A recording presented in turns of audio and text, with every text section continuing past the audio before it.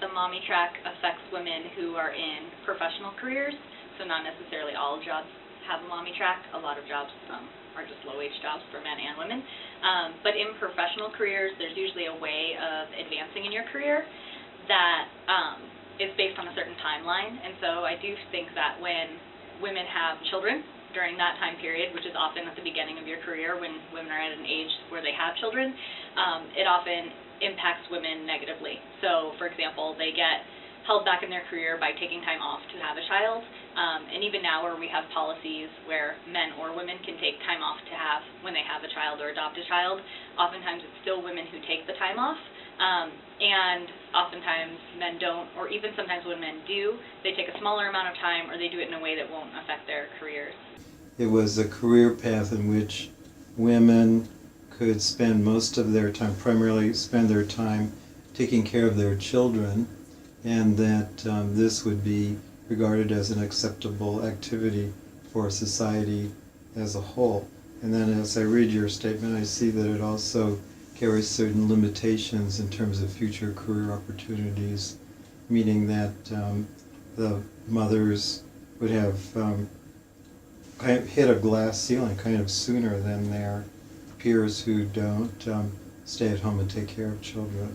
Okay, regarding the issue of this quote-unquote mommy track, and basically what that is when women start to have children, they generally go on two different tracks.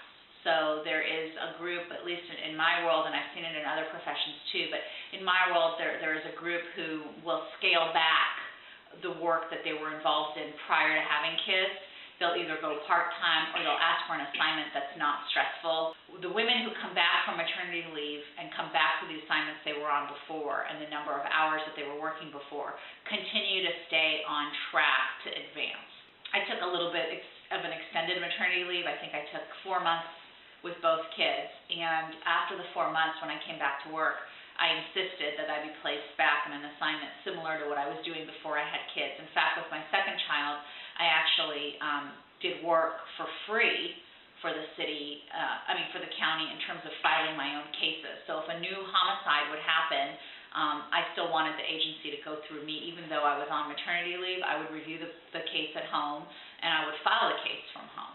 That's unusual, but for me it was really important that I stay vested in my career because I didn't want the opportunity to pass me by. Because once you go down the other track, which is the less stressful caseload, the reduced hours, you have to earn your trust back, the trust of the office back, for them to be able to advance you. For professors, for example, we have a certain time to go up for tenure, which is about 6 years from when you start, and you have an option to take time off, both men and women, for parental leave, and you have an option to slow down your tenure track, which is what comes with a promotion and would get you more money and move you along in your career.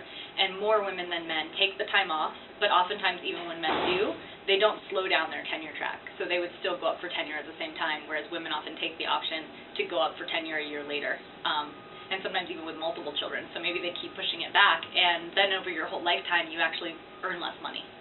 So I would say it negatively impacts women, and I think that could be changed. I think that it's mostly how our work is structured, and that if everyone had paid parental leave and it was treated equally for men and women, then I think we wouldn't have such an issue with it.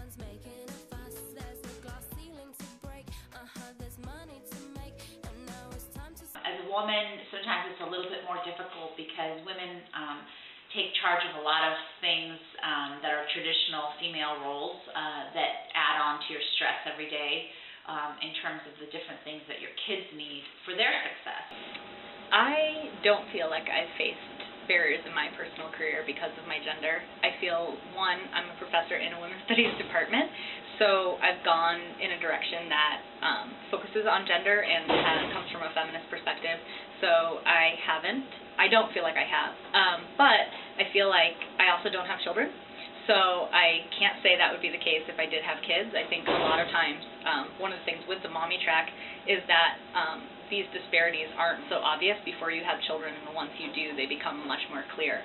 And even though I personally don't have kids, I have friends that have children, and I've definitely seen their gender, particularly in the role of being a mother, affect their career in cases where both husband and wife are professionals, and the husband doesn't slow down his career necessarily when they have children to help raise them, and it puts the woman in a position where she's trying to be a good mother and trying to be a good professor or a good worker.